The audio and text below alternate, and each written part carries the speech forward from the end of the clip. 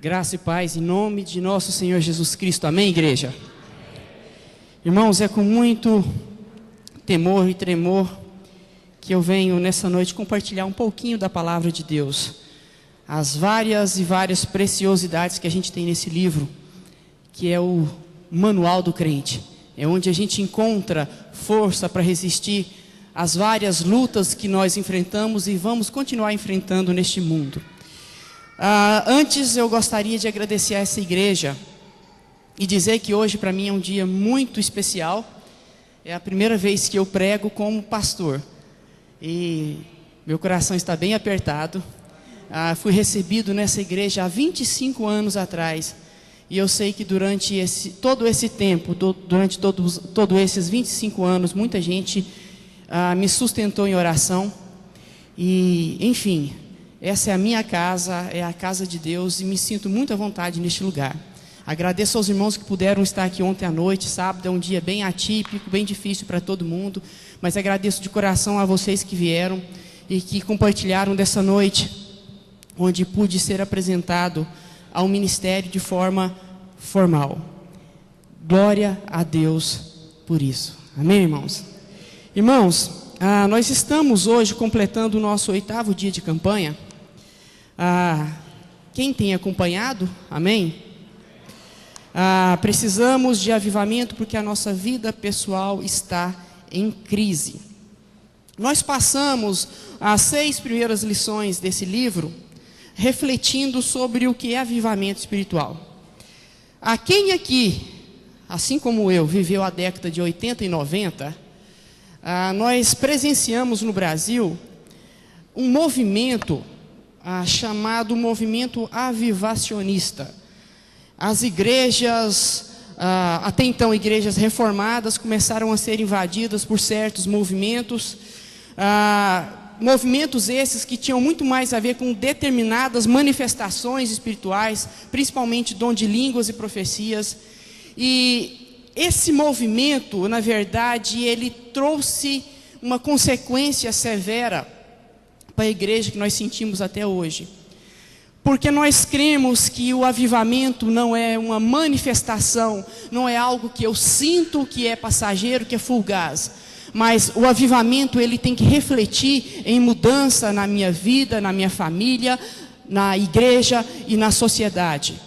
Entretanto, durante essa época, nesse período de década de 80 e 90, as igrejas focaram muito a manifestação. Você falou em línguas, então você é uma pessoa avivada.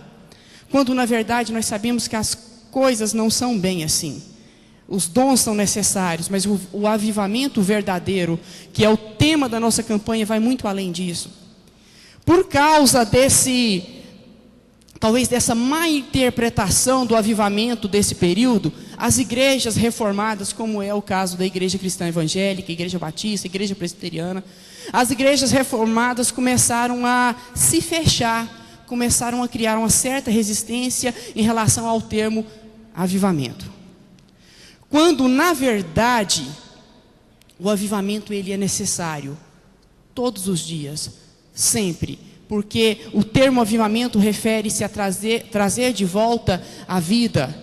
E a igreja de Jesus, a igreja de Cristo, ela precisa ser continuamente avivada. Nós precisamos continuamente ser fortalecidos para que nós possamos impactar a sociedade lá fora, através do amor de Deus que está em mim e que está em você. A palavra-chave para o sentido real de avivamento é a prática da vida cristã. Infelizmente hoje nós estamos nos escondendo atrás de uma religiosidade quase sempre dominical. Na verdade, o mundo lá fora precisa de crentes que professam a Cristo de forma prática, que expressam amor na prática e não somente na teoria. As pessoas aí fora estão morrendo de fome, fome física, fome espiritual. Crianças estão entrando nas drogas, adolescentes estão se mantendo nas drogas, jovens da mesma forma. E nós nos escondemos muitas vezes atrás de uma religiosidade, quando na verdade nós precisamos passar pelo verdadeiro avivamento. Amém, igreja? Gostaria só de mencionar com os irmãos alguns exemplos de avivamento que de fato modificaram a história do mundo. Todos nós já ouvimos falar sobre a Reforma Protestante, que para mim talvez seja o maior movimento avivacionista que esse mundo já viu. No século XVI, quando Lutero e outros reformadores se indignaram com a situação da igreja, uma igreja corrompida, uma igreja que vendia lascas da cruz com promessa de salvação, uma igreja fria, uma igreja onde não havia nada de manifestação do Espírito Santo. E esses reformadores disseram: não é por aí. A igreja precisa ser abalada. O Evangelho de Cristo precisa ser mostrado ao mundo da forma como realmente ele é. E assim, a história do mundo foi mudada. Não ficou apenas em manifestações casuísticas, isoladas. A história do mundo, até hoje, tem reflexo nesse movimento que aconteceu no século XVI, chamado de Reforma Protestante. Também nesse período, um senhor chamado John Knox, um reformador escocês, ele orava, ele entrava para o seu quarto e dizia: Senhor, dá-me a Escócia, senão eu morro. E ele orava: Senhor, dá-me a Escócia, senão eu morro. E assim ele orava, todos os dias, Senhor, dá-me a Escócia, senão eu morro. Nós já pedimos a nossa cidade para Deus, nós já pedimos o nosso bairro para Deus, nós já pedimos a nossa família para Deus. E esse homem, entendendo que havia uma necessidade de busca intensa por Deus, conquistou, através da ação do Espírito Santo, toda a Escócia, ou quase toda a Escócia, para Deus. E hoje a Escócia é um dos países onde tem um dos maiores índices de desenvolvimento humano. É um país onde praticamente não existe pobreza. Tem os seus defeitos, tem os seus problemas, mas é um país predominantemente credor no Evangelho de Jesus Cristo, que crê no Evangelho de Jesus Cristo. Ainda na Inglaterra, no século XVIII, alguns homens criaram um clube da fé, dentre eles John Wesley, e eles clamavam por avivamento.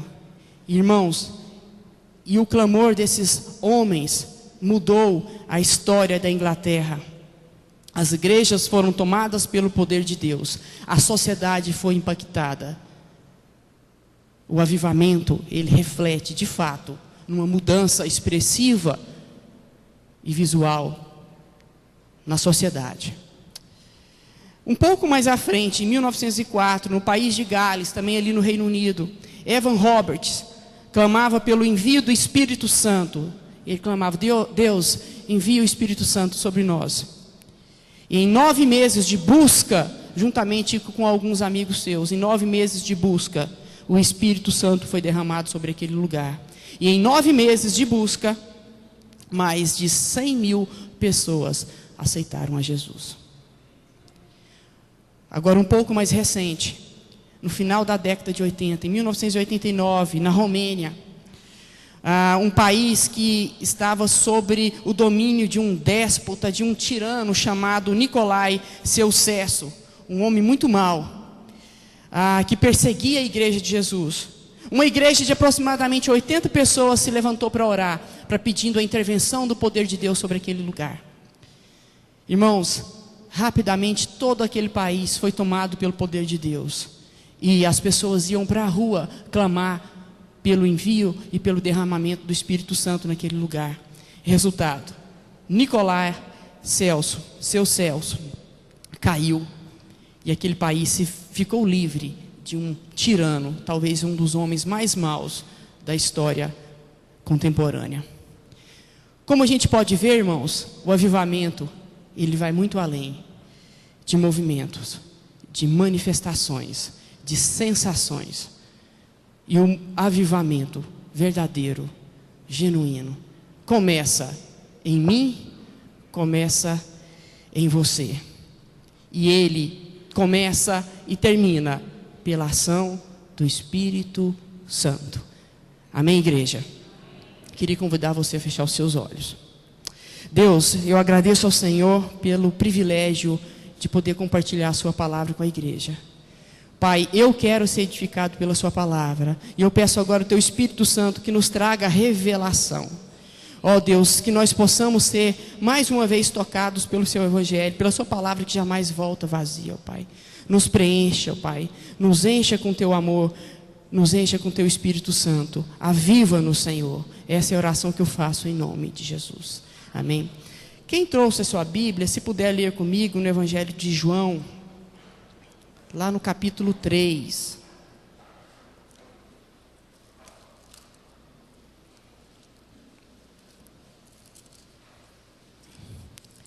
Um dos versículos talvez mais conhecidos em todo o mundo, a partir do versículo 16 até o 21, diz assim: todos acharam? Amém? Amém. Porque Deus amou o mundo de tal maneira que deu o seu Filho unigênito, para que todo aquele que nele crê não pereça, mas tenha a vida eterna. Porquanto Deus enviou o seu Filho ao mundo, não para que julgasse o mundo, mas para que o mundo fosse salvo por ele. Quem nele crê não é julgado. O que não crê já está julgado, porquanto não crê no nome do unigênito Filho de Deus. O julgamento é este, que a luz veio ao mundo, e os homens amaram mais as trevas do que a luz, porque as suas obras eram más. Pois todo aquele que pratica o mal aborrece a luz e não se chega para a luz, a fim de não serem arguidas as suas obras. Quem pratica a verdade aproxima-se da luz, a fim de que as suas obras sejam manifestas, porque feitas em Deus. Amém, irmãos? Meus irmãos, o avivamento verdadeiro, ele começa no indivíduo. Consequentemente, a família, a igreja e a comunidade, elas são transformadas. E a presença de Jesus e a comunhão com o Espírito Santo que nós tanto buscamos e nós tanto almejamos como igreja do Senhor, definitivamente faz com que o ser humano veja e tenha ciência dos seus pecados. Quando nós nos aproximamos de Deus, quando nós buscamos o Senhor, as nossas mazelas, as nossas manchas mais escondidas, elas são trazidas à tona, porque o Espírito Santo nos revela. Irmãos, muitas vezes nós nos afastamos da luz, porque nós estamos em crise, como é a nossa lição de hoje da nossa campanha. E as crises quase sempre advêm das tribulações, das dificuldades que nós enfrentamos e continuaremos enfrentando enquanto estivermos aqui na terra.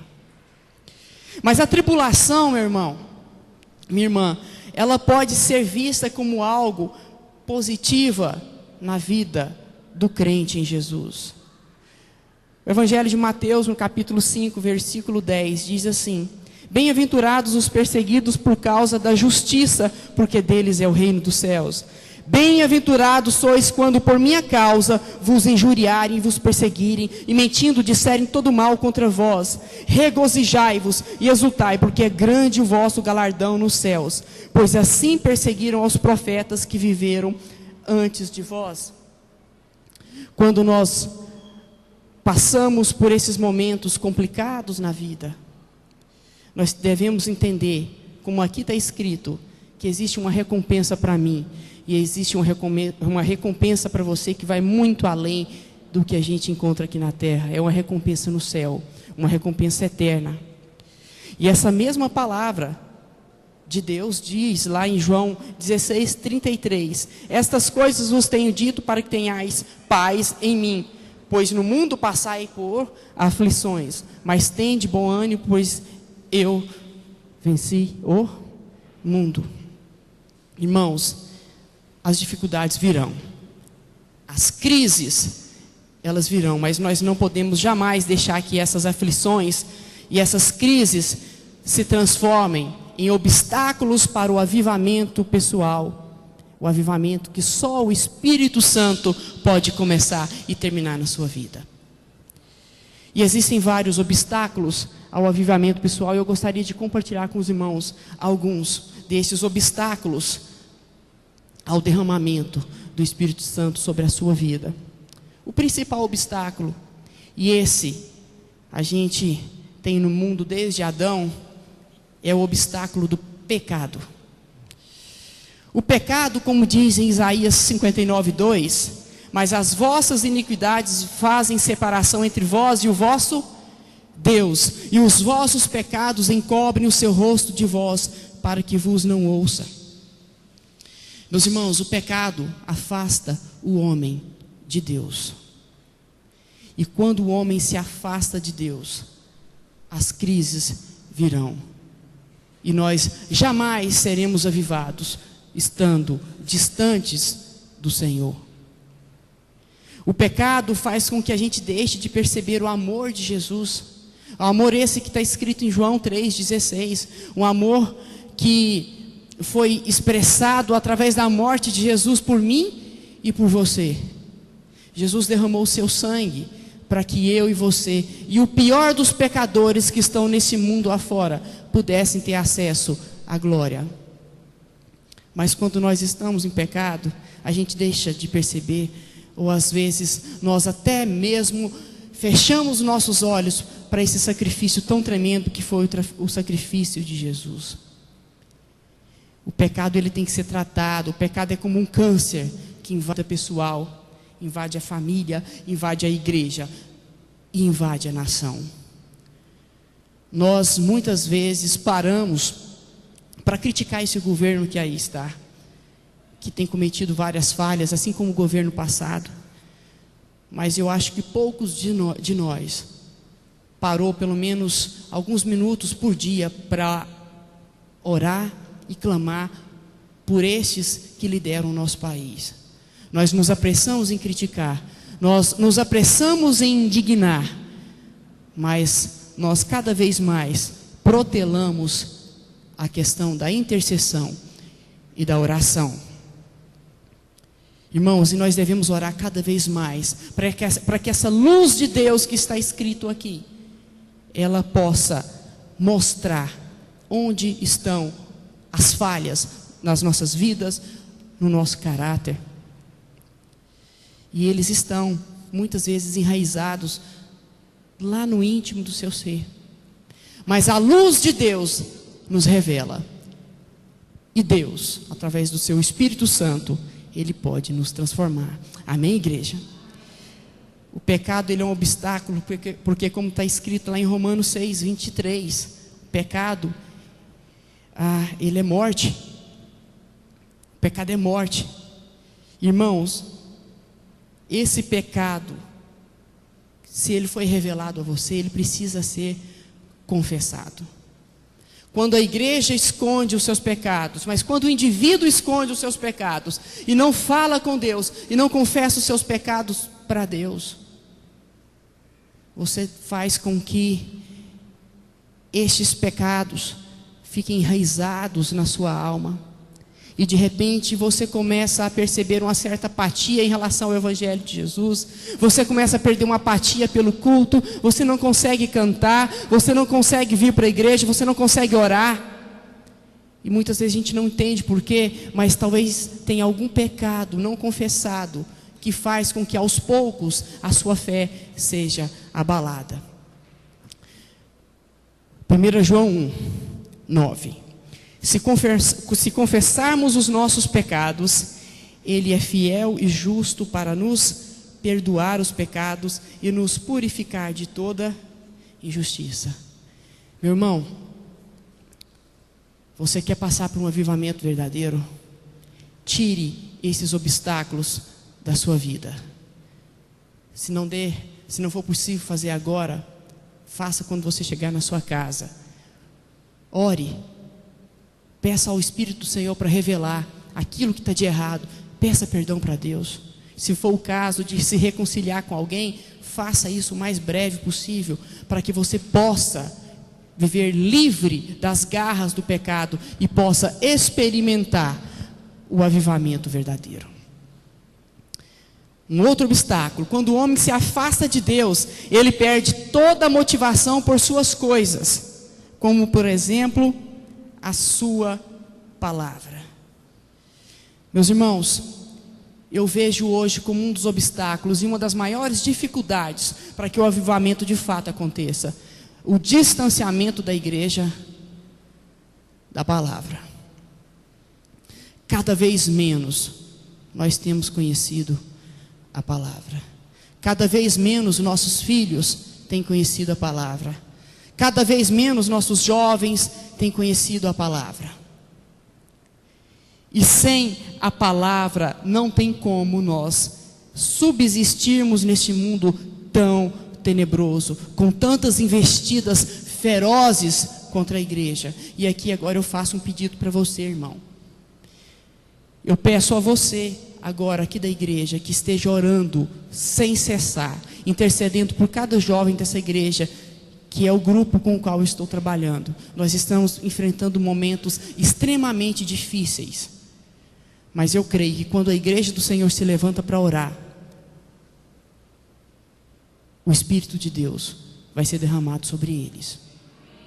E eu tenho dito com eles, meus irmãos, não existe fórmula para crescimento, existe uma regra: se você se aproximar de Deus, se você se tornar íntimo de Deus, todas as coisas da sua vida serão transformadas também.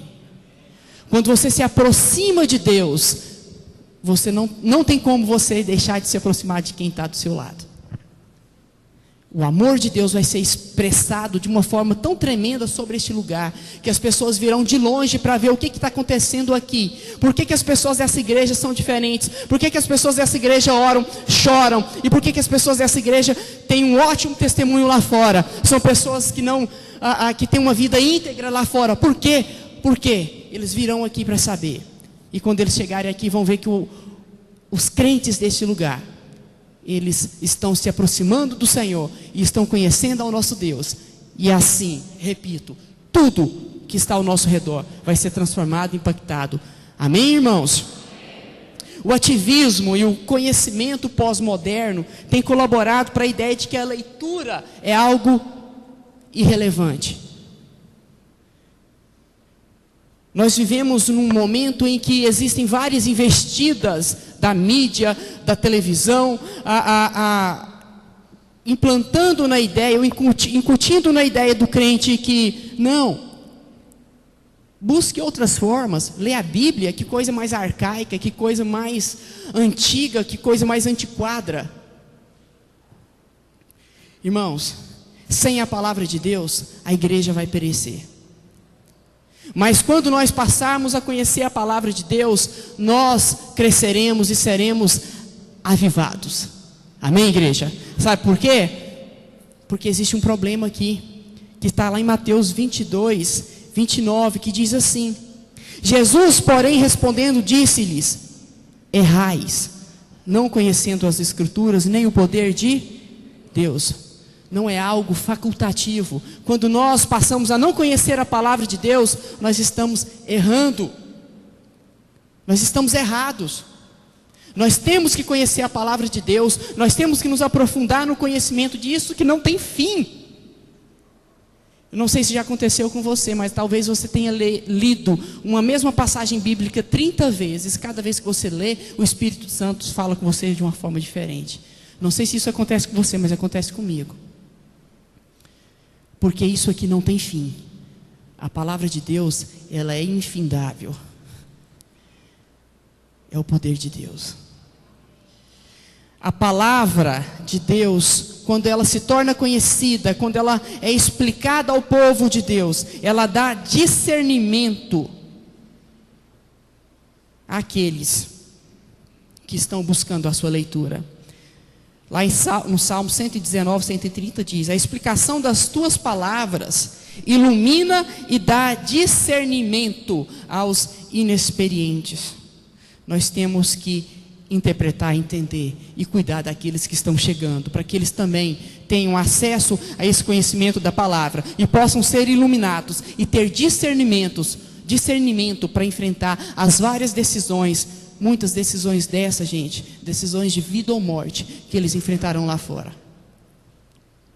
Gente, o próprio Cristo, que é o nosso maior exemplo, que é o Deus encarnado, o próprio Cristo tinha o hábito de leitura bíblica.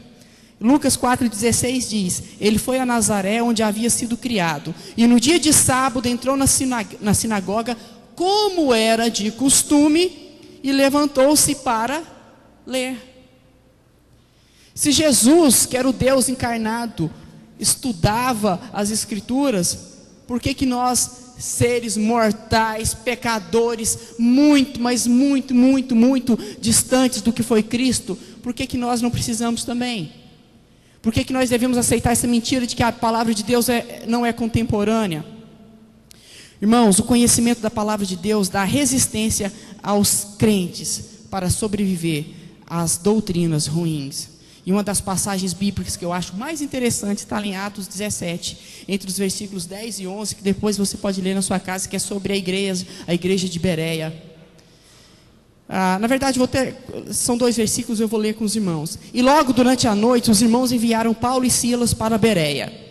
Ali chegados, dirigiam-se à sinagoga dos judeus. Ora, estes de Bereia eram mais nobres que os de Tessalônica, pois receberam a palavra com toda avidez, examinando a Escritura todos os dias para ver se as coisas eram de fato assim. Olha a paixão pela obra. Os apóstolos pregavam e eles conferiam para ver se estava correto, para ver se não estava distorcendo o que estava na Bíblia. Eu digo para os meus meninos que o dia que eu chegar para eles, ou chegar aqui na igreja e pregar o evangelho que seja diferente disso aqui, que eu seja amaldiçoado. Nós não devemos nos afastar 1 centímetro que seja da verdade, que é a palavra de Deus. Vamos conferir, vamos buscar, vamos tentar entender, vamos ter paixão pela obra de Cristo. Irmãos, um outro obstáculo: quando estamos distantes da palavra, nos afastamos da luz, e as tribulações que virão poderão até mesmo nos destruir. Como eu disse para os irmãos, as crises geralmente são decorrentes de tribulações, mas as tribulações servem para apurar o crente e fazê-lo entender a questão da glória futura.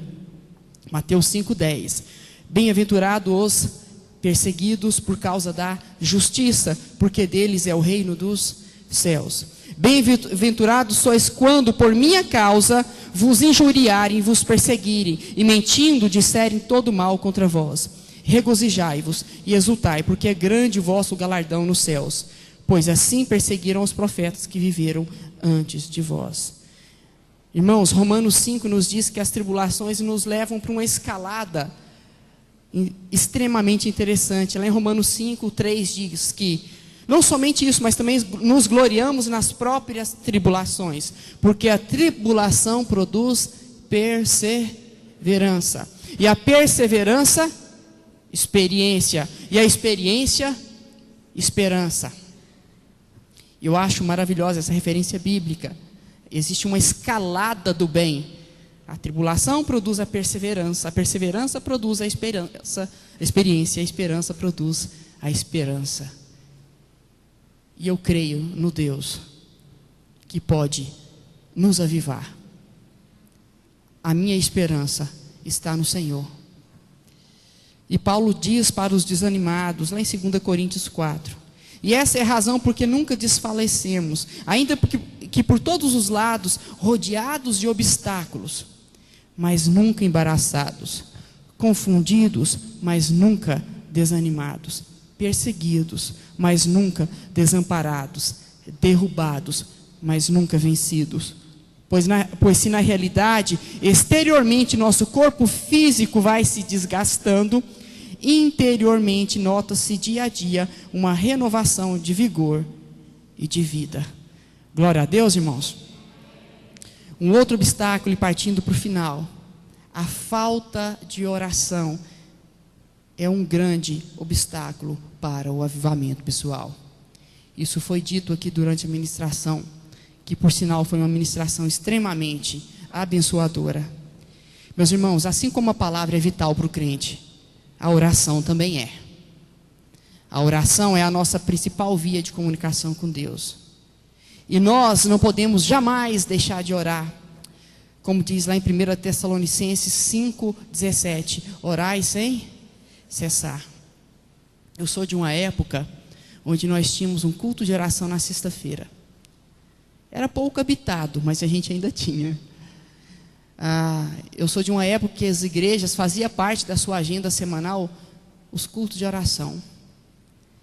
E hoje nós estamos deixando aos poucos de ter essa prática. E sem ela, a gente não vai conseguir ser avivado aqui dentro, de uma forma genuína. Eu louvo a Deus por aqueles irmãos que levantam de madrugada para interceder uns pelos outros. Eu admiro muito aquelas irmãs de oração, assim como as Déboras, que oram pelos filhos e pelos jovens dessa igreja, até mesmo sem jamais conhecer nenhum deles. Irmãos, eu posso afirmar para vocês que muitas tragédias, muitas coisas foram evitadas, porque vocês oraram e intercederam especificamente pelos nossos jovens. Um dia desses, eu sou um pouco cético em relação à questão da profecia, não que eu desacredite, mas eu peço a Deus discernimento para entender quando realmente é dele. E uma aluna minha veio falar comigo que teve um sonho onde nesse sonho havia uma tragédia na minha família. E eu, assim que cheguei em casa, eu chamei a minha esposa e a gente orou, repreendendo aquilo lá. Nós temos que orar. A oração é a ferramenta mais forte que o crente tem na mão, na busca pelo avivamento. Irmãos, vamos orar, vamos interceder uns pelos outros, não vamos ter medo, não vamos achar que o tempo está complicado, que não tem tempo. A gente tem que orar. Por outro lado, irmãos, a nossa oração também não será ouvida se a gente passar a viver uma vida de autocondenação. E nisso conhecemos que somos da verdade, bem como perante Ele tranquilizaremos o nosso coração. 1 João 3,19. Pois se o nosso coração nos acusar, certamente Deus é maior do que o nosso coração e conhece todas as coisas. Meus irmãos, eu digo isso com muita necessidade e interesse, que os irmãos não deixem jamais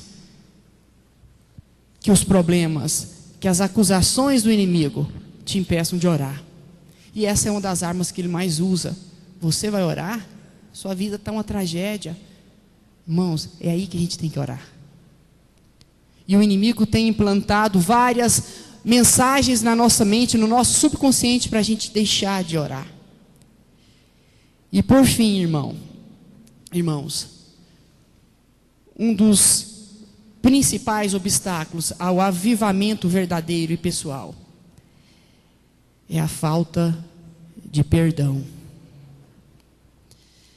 A falta de perdão, irmãos, nos faz sentir como pessoas torturadas. Está escrito lá em Mateus 18, entre os versículos 32 e 35. A falta de perdão é uma tortura para o crente. A falta de perdão provoca até mesmo sentimento de vingança, como está escrito lá em Provérbios 24, 29. Não digas, como ele me fez a mim, assim lhe farei a ele. Pagarei a cada um segundo a sua obra.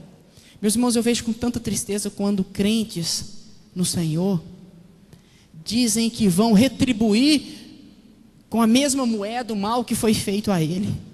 Está longe, está muito distante do que Cristo pregou. É perdão. Se ele te fez mal, perdoa. A falta de perdão nos impede de ser perdoados por Deus. Mateus 6,15. Se porém não perdoardes aos homens as suas ofensas, tampouco vosso Pai vos perdoará as vossas ofensas. Olha o tanto que a coisa é séria. Você quer ser perdoado por Deus, mas você não tem a capacidade de perdoar. E leva isso durante toda a sua vida, 5, 10, 15, 20, 30, 35 anos, você carregando um sentimento de dor, porque você não consegue perdoar. Se livre, meu irmão, de uma vez por todas disso, deixa essa carga, joga isso na cruz de Cristo e siga Jesus, liberte-se disso. A falta de perdão retarda as respostas às nossas orações. Marcos 11, 25. E quando estiveres orando, se tendes alguma coisa contra alguém, perdoai, para que o vosso Pai Celestial vos perdoe as vossas ofensas. Perdoar, gente. Reverendo Augusto Nicodemos, pastor da primeira igreja presbiteriana de Goiânia, um dos homens que eu mais admiro dos pregadores atuais, ele disse que certa vez ele foi convidado para pregar numa conferência no Nordeste, e às vésperas da sua pregação, ele foi acometido por uma enfermidade. Ele estava muito doente.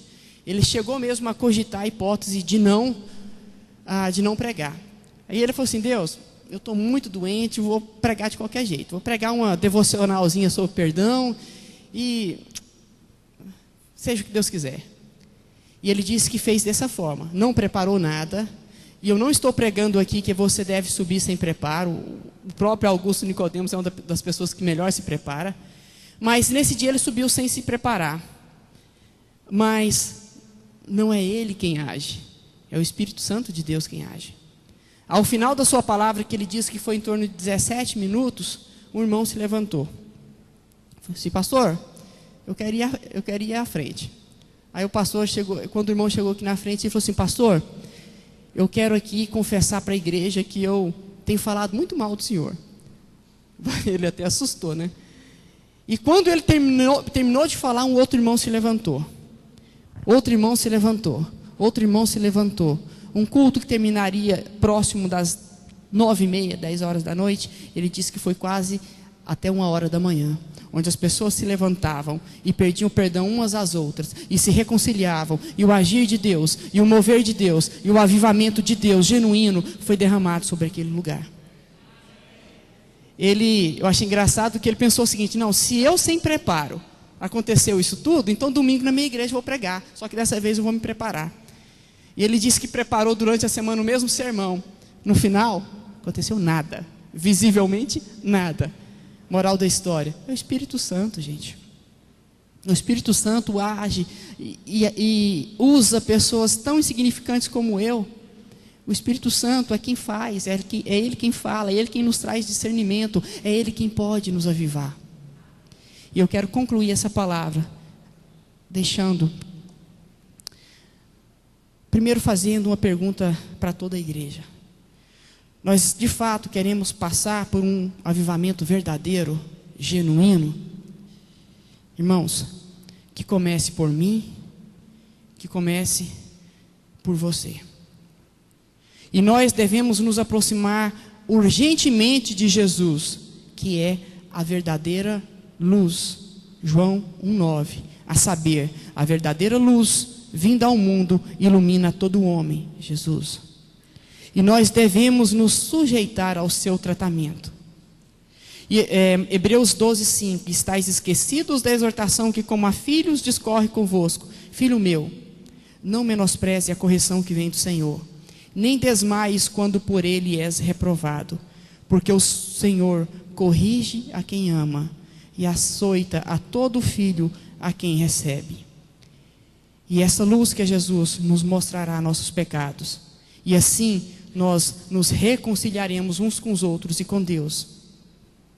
E nós nos achegaremos para perto de Jesus, nos achegaremos para perto da sua palavra, e o mundo reconhecerá Deus através da minha e da sua vida, e todos verão aí fora corações perdoadores e prontos para amar. Amém? Eu gostaria de orar por você, meu irmão. Gostaria que você fechasse os seus olhos, e queria orar por você agora.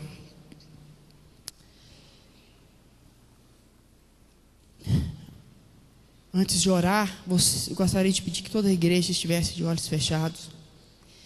Eu queria perguntar para você, meu irmão, aqui nessa noite, se porventura eu não conheço o que acontece na sua vida, mas o Espírito Santo de Deus conhece. Se porventura você está aqui neste lugar e entende que o avivamento verdadeiro, ele é necessário e precisa acontecer na sua vida, mas que para isso você precisa se libertar das crises, você precisa se libertar dos pecados para se achegar a Deus, eu gostaria de orar por você nessa noite. No lugar onde você estiver, se você quiser se manifestar, a gente vai estar fazendo uma oração por você. Que quer se reconciliar com Deus, você que quer, de fato, passar por esse avivamento verdadeiro, por esse sacudir de Jesus. Se você quer receber essa oração nessa noite, eu gostaria que você estivesse levantando as suas mãos, para que a gente possa estar orando por você. E também quero orar por aquele que está aqui nessa igreja, que ainda não sentiu o toque de Jesus, que entrou aqui, talvez achando que é por acaso, foi Deus quem te trouxe. Talvez você está sentindo o toque de Jesus no seu coração, e você quer tomar uma decisão pública por Jesus. Nós gostaríamos também de orar por você nessa noite. Eu vou estar orando. Se você quer receber essa oração, você pode se manifestar. Senão, de qualquer forma, eu vou estar orando por você, para que a gente, durante esses 40 dias, para que nós possamos ser extremamente impactados. Senhor Deus, eu quero agradecer agora ao Senhor, porque eu sei que a sua palavra não volta vazia. Eu sei que a sua palavra, nessa noite, transformou vidas, porque transformou a minha. Então, eu não tenho a menor dúvida em relação a isso. A começar por mim, a palavra do Senhor tem transformado, Jesus. Pai, eu quero agora clamar por cada jovem, por cada varão, por cada senhora, por cada idoso, por cada pessoa que faz parte dessa igreja. Todos aqueles que estão aqui nesta noite, eu quero pedir agora que o seu Espírito Santo agora esteja impulsionando essas vidas a buscarem o Senhor e buscarem o conhecimento através da palavra, através da leitura, através de uma vida de oração. E que todas essas vidas que estão fazendo essa oração neste momento possam ser inundadas pelo seu Espírito Santo. E que, uma vez o avivamento acontecendo em nossas vidas, isso possa ter reflexo nessa igreja. Que nós possamos ser uma igreja verdadeiramente avivada, porque nós vamos mostrar isso lá fora. Porque a sociedade reconhecerá em mim, reconhecerá em cada um deles, em cada uma dessas pessoas, o amor do Senhor. Ó Deus, e eu louvo ao Senhor, glorifico o nome do Senhor, porque eu sei que pessoas já estão sendo transformadas nessa campanha. Porque eu sei que pessoas vão ser transformadas, seja durante esses 40 dias, seja depois. Mas o seu Espírito Santo está agindo neste lugar, está agindo nessa igreja, está varrendo corações, e está buscando pessoas que estejam sedentas por Ele. Muito obrigado, Senhor, porque eu sei que o Senhor já está fazendo, o seu Espírito Santo está sendo derramado sobre este lugar, em nome de Jesus. Amém? Amém, irmãos? Amém, glória a Deus.